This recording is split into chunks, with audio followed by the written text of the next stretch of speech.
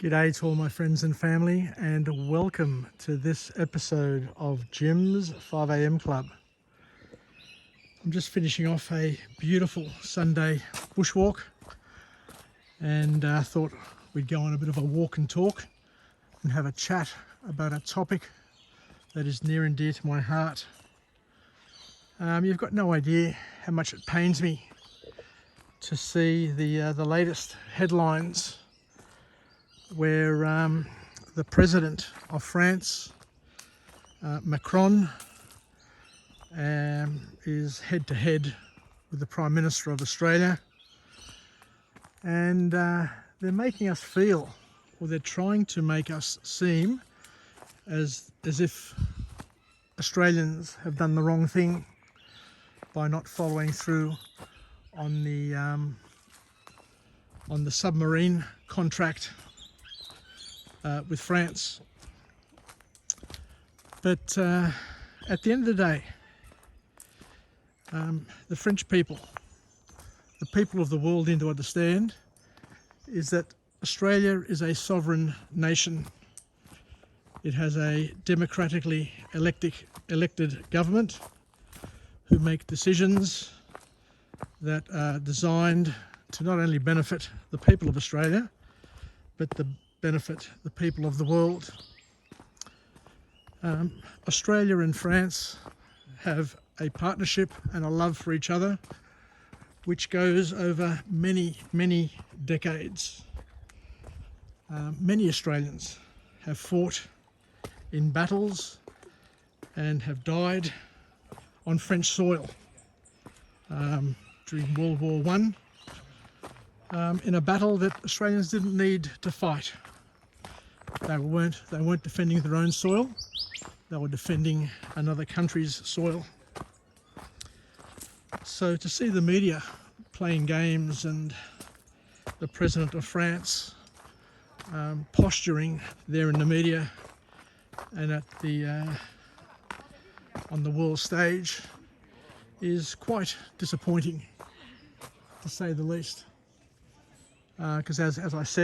I mentioned, Australians make decisions for Australia.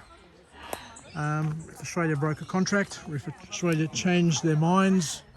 on a contract, it is a contractual issue that will be resolved by lawyers, and of course Australia will pay whatever penalties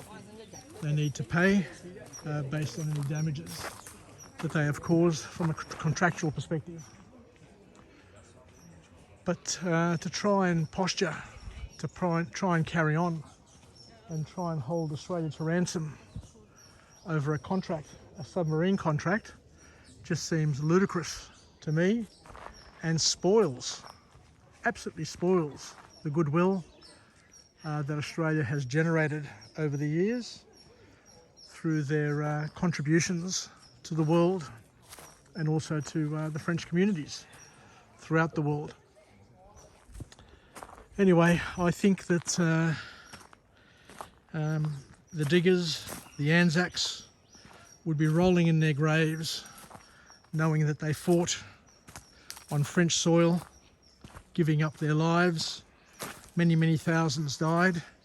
and many thousands were maimed, and many more people were impacted here in Australia because our sons and daughters, our youngest, brightest and boldest, went to war and came back broken people, unable to fit back into society, unable to contribute, unable to become family people and to live the Australian dream, because they decided to volunteer to go to war, to uphold democracy, to uphold the ability for a sovereign nation to have the freedom and protect those sovereign democratic rights. The democratic rights that the Australian government expressed when it changed its mind and decided to stop the contract for the diesel-run modified submarines and to go to something which is, I guess, more effective and more practical in terms of the nuclear-sourced, nuclear-fueled submarines with the latest and greatest technologies. So, as we said, somebody needs to give President Macron a tap on the shoulder, a whisper in the ear, and tell him to wake up, grow up, and to not create a scene, because anybody who ignores, anybody who postures to the Australian Prime Minister in a way which is embarrassing or is belittling is an enemy of Australians throughout the world, and an enemy of democracy, an enemy of free choice, an enemy of sovereignty and the freedoms that we all fought for, died for, and suffered for. Thanks very much for joining me on this episode of Jim's 5am Club. It's a short and sweet one, but I thought it was prudent to comment on this today, given that the press, the news, have been making a big deal of it. And I guess it's all political, to try and force the Prime Minister's hand on climate action and all the other guff that's going around.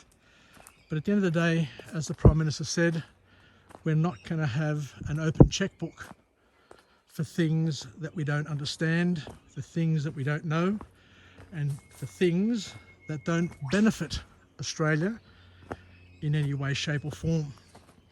So what we'll do is we'll take a measured approach through technology and do it in a way which is not too radical and not too damaging to the Australian economy, and to make sure that everybody is playing to the same rules, and that we're not, as I said before, got a blank checkbook, giving up jobs, giving up our futures, just to appease the greenies and the fearmongers and the ones who just love creating and seeding fear, uncertainty and doubt. Yassas, take care, have a great Sunday, and we'll chat again soon. Bye for now.